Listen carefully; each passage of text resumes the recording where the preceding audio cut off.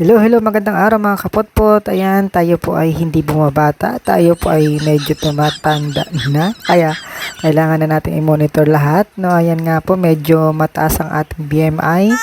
Ayan, nakita nyo naman po. Meron pong paano kumputin yung BMI niyan.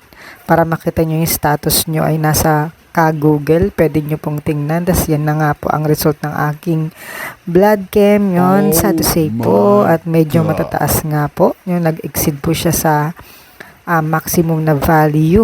No po, ayan, medyo meron po kayo dyan nakitang 5.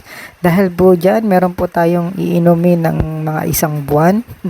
Ayan, 2 ano po yan, mga gamot, no, para po mapababa yan natin. Syempre, sasamahan po yan natin ng exercise, lalong-lalo na po yung exercise at pag-diet, syempre, yung pagbabawas ng pagkain, lalo na mga carbohydrates at mga sugar.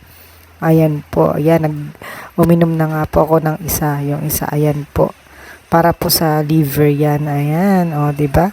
Talagang tumunga pa talaga ako ng tubig dyan. Tapos, kailangan nga po mag-exercise tayo. Syempre, para sa health po natin yan. At pag nakita ko, tingnan ko nga, ayan, medyo lumalaki ng ating tiyan, no?